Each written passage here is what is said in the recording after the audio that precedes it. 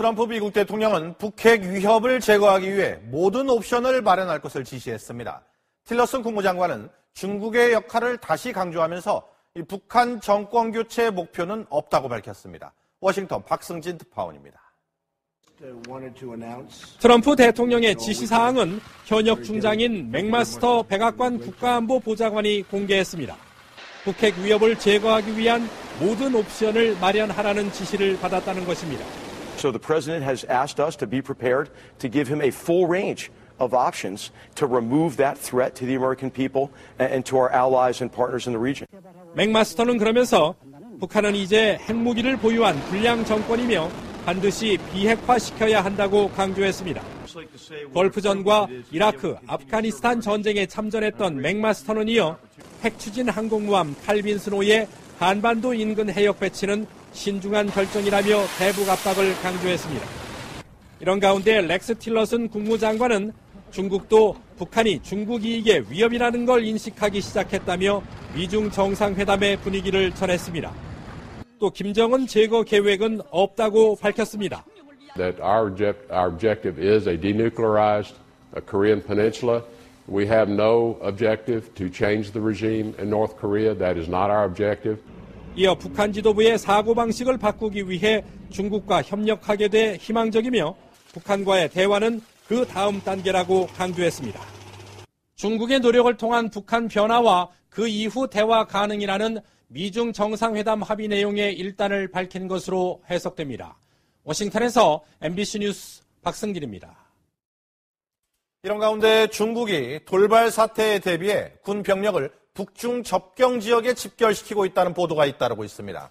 중국 언론들은 미국이 시리아처럼 북한을 공습하면 재앙을 불러올 수 있다는 우려도 제기하고 있습니다. 선양 김필국 특파원입니다. 최근 SNS를 통해 퍼진 영상입니다. 행렬이 이동하는 듯한 이런 영상과 함께 인터넷에는 중국이 북한과 중국 접경에 병력을 증강하고 있다는 소문이 확산됐습니다. 대만 등지의 언론은 중국 동북지역 부대가 전비태세를 강화하고 15만 명의 병력을 국경으로 집결시켰다고 전했고, 일본 산케이 신문도 우려 후방 부대가 대거 압록강 인근으로 갔다는 정보가 확산되고 있다는 보도를 내놨습니다. 탈북자 대량 유입 등의 돌발 사태에 대비한 고강도 훈련이 이루어지고 있다는 관측도 나돌고 있습니다.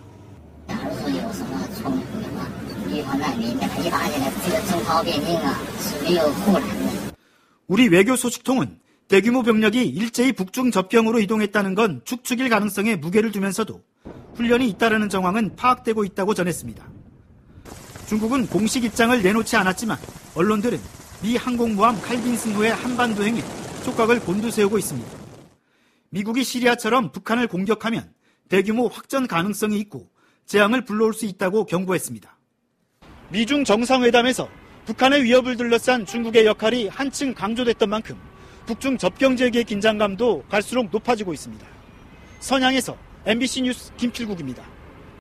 그래서 저는 제 상대는 이 한국당이나 유승민 안철수가 아닙니다. 안철수 후보는 박지원 후보의 로봇이에요, 로봇. 그렇지 않습니까? 박지원 대표가 너 좀 강하게 해라 했더니 과음 주류가 강철수식 하는 이거는요. 사실은 상식 밖의 얘기입니다. 안철수를 찍어주는 것은 박지원을 찍어주는 거랑 똑같은데 어떻게 그 얘기들이 보수의 사람들이 찍을 데가 없는 거예요. 그러니까 유승민은 아예 배신자는 안 되고 홍준표는 하는 짓거리가 마음에 안 들고 자기가 그 많은 90몇 명이 되는 자유한국당을 이끌면서 이 보수 세력 태극기설을 껴안아야 되는데 껴안지 못했지 않습니까? 이 두 사람은 벌써 보수 세력들 배격을 한 겁니다. 제가 우려스러운 것은 그러면은 보수도 아닌 사람 또 대통령 탄핵을 가장 먼저 대통령 하야 안 된다 탄핵을 얘기했던 사람이 안철수 아닙니까? 이 사람이 지금 박지원 대표의 아바타 비슷하게 조종당하고 있는 이 상황을 그냥 넘어가면서 그렇게 지금 상황이 이러니까 보수 우파는 그냥 조용히 숨지고 있어라. 이거 말이 안 되는 소리예요. 그래서 저는 분명하게 더불어민주당 후보인 문재인 후보가 저희 상대지. 제가 이런 말씀을 드리면 저는 전략 적으로 정치 전체판을 좀 보지 않습니까? 지금요, 바른정당하고 합친다. 이 합치는 것은 무엇을 의미합니까? 바른정당은 전체 보수의 10%도 설득이 안 되는 당이에요. 나머지 90%를 버리겠다는 거 아닙니까? 그것은 대권을, 소위 말해 대통령 선거를 하려는 후보의 상황이 아니에요. 무슨 방법이 있으면 빠져나갈까를 생각하고 있는 상황이지. 그래서 자유한국당이나 공당원당에서 더 이상 얘기는 안 하겠습니다만은 의원들이 열의가 없어요. 왜? 후보가 이 대선에 대한 관심을 가지고 가야 되는데 그게 아니라는 거 아닙니까? 그래서 제가 말씀드린 것은 이 유승민 후보나 홍준표 후보는 벌써 자기들 지지해주는 보수 세력에 대해서 심판을 당했다.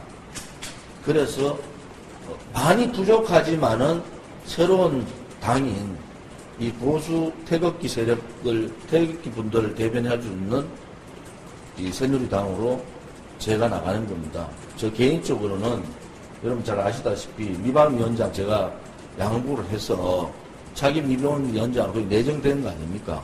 그럼 다 버리고 나가는 겁니다.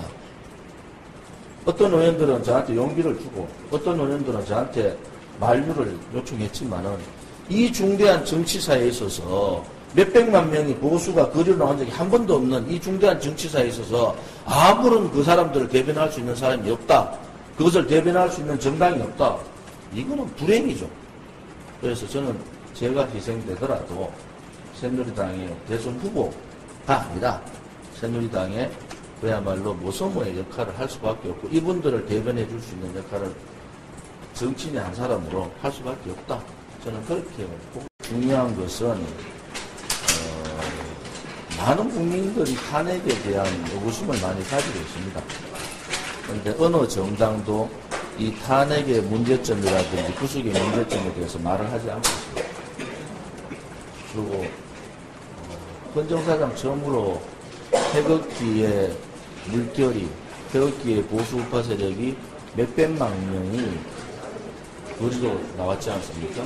그런데 그분들의 뜻과 그분들의 애국심을 그분들이 요구하고자 하는 보수의 가치와 대한민국의 정체성에 대한 그러한 가치를 어느 정당도 담아주지 못했다.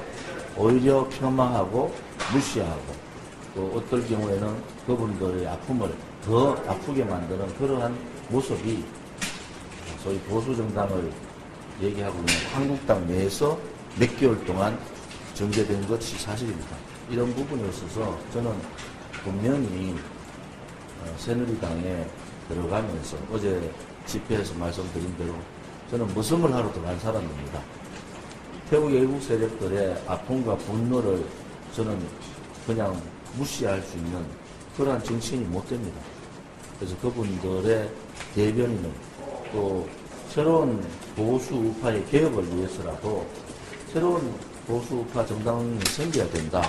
이런 생각을 갖고 탈당을 선언했고 새누리당을 입당을 했습니다. 후보 추대를 제가 받았습니다만은 워낙에 큰 일이고 제가 후보 수락을 하면은 저는 후보직을 끝까지 합니다. 대선을 마칠 때까지 하기 때문에 그런 부분을 굉장히 고민을 지금 많이 하고 있고 며칠간 좀 더 고민해볼 그런 생각입니다. 시한은 언제까지 할까요? 일단 16일, 17일이 등록 날이니까요. 수요일 정도까지는 어떤 결정을 해야 되지 않을까 그렇게 보고 있습니다. 혹시 청원님이랑 같이 뜻을 해서 탈당하시는 사람들이 추가로? 저 몇몇 의원분들하고 여러 번에 걸쳐서 이 탈당 얘기를 했고요. 동반 탈당 요청도 상당히 많이 했고, 그거는 벌써 몇 달 전부터 그런 얘기가 있었습니다. 지금 당장 얘기가 나온 게 아니고, 사실은 박근혜 대통령에 대한 탄핵을 어떻게 보느냐. 그래서 저는 분명히 탄핵을 추진했던 사람하고의 전쟁을 선포한다. 지금 박근혜 대통령이 구치소에서 검찰 수사를 거의 10시간씩 몇 번을 받고 있는데도 나온 게 아무것도 없습니다. 딱 하나 뇌물로 하려고 했던 게 정유라 말인데 그 말 소유는 삼성 겁니다. 검찰에서 지금 곤혹스러운 거예요. 일단 구치소에 구속을 시켜놨는데 나온 게 없어요. 그리고 어느 세계에서 대통령이 직접적인 돈을 한 푼도 안 받은 그 많은 걸 다지도 한 푼도 안 받은 대통령이 있었습니까? 역으로 생각하면 역대 정부의 그 많은 부정부패들이 과연 이 정부에서 있었는가요? 거기에서 탄핵을 추진한 사람들은 정말 깊게 이 문제가 어떻게 되는지. 또 하나는 제가 원내 지도부, 당 지도부에 최고위원으로 있을 때 김무성 전 대표한테 비상대책위원장 요청까지 했어요. 모든 정권을 다 주는 비상대책위원장을 해라. 그러면은 탄핵 소추만 막아라. 이렇게까지 했지 않습니까? 오늘 처음 얘기했죠. 그렇게까지 제가 하소연하고 했는데도 안 받았지 않습니까? 그리고 그 사람들의 생각은 뭐예요? 나갈 때 새누리당이 무너지고 자기들이 새로운 정당의 주주로서 후보를 내가 대통령 하겠다는 거 아닙니까? 대통령 병에 걸려가지고 간 거예요. 그 당시에 이정현 지도부가 모든 걸 내려놓고 다 정권을 다 주겠다고 제안까지 했지 않습니까? 그 결과가 지금 뭐가 됩니까? 그때 제가 뭐라고 했습니까? 이렇게 되면은 야권, 야당한테 정권을 넘겨줄 수밖에 없다. 그래서 조기 탄핵은 안 된다. 이렇게 얘기했고, 야당한테 정권을 넘겨주면 조기 탄핵을 실시했던 사람들이 책임져야 된다. 이렇게까지 얘기한 거예요. 근데 그 사람들 그거 다 무시하고 나가버렸지 않습니까? 결국은 뭐냐? 한국당이 지금 10%대를 못 넘고 있는 이유. 바른정당의 유승민 후보가 2% 3%대에 있는 것은 보수 세력으로부터 벌써 평가를 받은 겁니다. 저는 제 상대가 유승민이나 홍준표, 유승민 후보가 아닙니다. 제 상대는 분명히 얘기하지만은 이 탄핵을 주도했던 대통령병에 걸려가지고 죄 없는 대통령을 탄핵시켜버린 문재인이 제 상대입니다. 대통령이 병에 걸린 사람 아닙니까? 자본주의, 특히 자유민주주의 국가에서 촛불이 나는 민중민주주의를 들고 나오면서 이러한 탄핵을 결정했는 데에 대해서는 분명한 누군가가 그 얘기를 짚고 넘어가고 그 부분에 대한 잘못된 것을 얘기해야 됩니다. 그래서 저는 제 상대는 이 한국당이나 유승민, 안철수가 아닙니다. 안철수 후보는 박지원 후보의 로봇이에요, 로봇. 그렇지 않습니까? 박지원 대표가 너 좀 강하게 해라 했더니 과음 주류가 강철수식 하는, 이거는요, 사실은 상식 밖의 얘기입니다.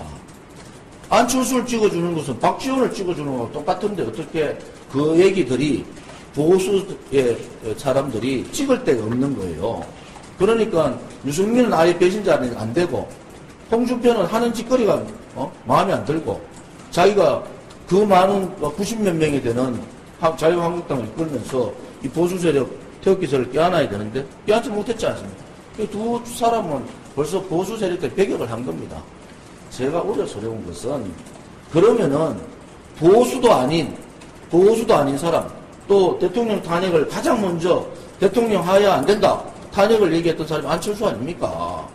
이 사람이 지금 박지원 대표의 아바타 비슷하게 조정당하고 있는 이 상황을 그냥 넘어가면서 그렇게 지금 상황이 이러니까 보수 우파는 그냥 조용히 숨지고 있어라. 이거 말이 안 되는 소리예요.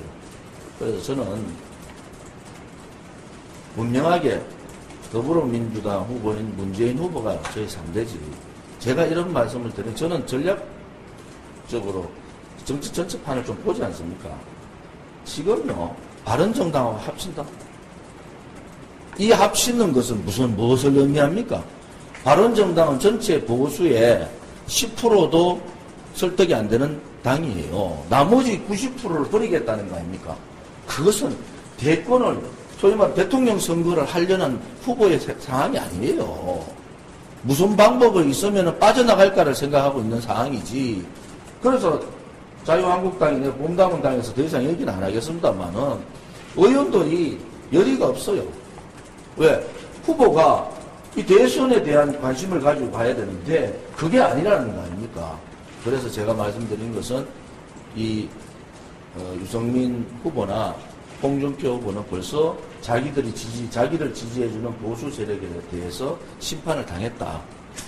그래서 많이 부족하지만은 새로운 당인 이 보수 태극기 태극기 분들을 대변할 수 있는 이 새누리당으로 제가 나가는 겁니다. 저 개인적으로는 여러분 잘 아시다시피 미방위원장 제가 양보를 해서 자기 미방위원장으로 거의 내정된 거 아닙니까? 그럼 다 버리고 나가는 겁니다. 어떤 의원들은 저한테 용기를 주고 어떤 의원들은 저한테 만류를 요청했지만은 이 중대한 정치사에 있어서 몇백만 명이 보수가 거리로 나온 적이 한 번도 없는 이 중대한 정치사에 있어서 아무런 그 사람들을 대변할 수 있는 사람이 없다. 그것을 대변할 수 있는 정당이 없다. 이거는 불행이죠. 그래서 저는 제가 희생되더라도 새누리당의 대선 후보가 아니라 새누리당의 그야말로 모서모의 역할을 할 수밖에 없고 이분들을 대변해 줄 수 있는 역할을 정치인의 한 사람으로 할 수밖에 없다. 저는 그렇게 보고 있습니다. 김진태 의원 같은 경우에 경선에 나와 의원하고 김진태 의원의 경선 문제는 조금 다르죠. 상황이 좀 다르지 않습니까? 그 경선의 여론조사가 뭐 이렇게 됐기 때문에 지금 유승민, 홍준표 국민 여론조사 누가 이깁니까? 저는 당연히 유승민 후보가 이겨요. 왜? 탄핵 찬성했던 사람들은 홍준표나 김진태는 안 찍습니다. 그런 국민 여론은 100이 아니고 보수를 지지하는 태극기의 대통령 탄핵을 반대하는 사람을 지지하는 층은 30에서 35% 아닙니까? 그 사람들이 아니고 65%, 70%의 사람들을 다 넣어가지고 여론조사를 한다? 그래서 유승민 후보가 아마 국민 여론으로 홍준표 후보 보고 하자. 그러면 홍준표 후보 못 받을걸요? 못 받지 않습니까? 당당하지 못하잖아요. 후보가 될 때는 국민 여론조사를 50% 넣어서 하고 다른 당하고 후보 그러면 통합을 하자. 합치자. 후보 연대하자. 이렇게 얘기하면은 저는 100전100패다. 그래서 못하는 겁니다. 그냥 그래서 자꾸 돌아라 얘기만 하는 거죠.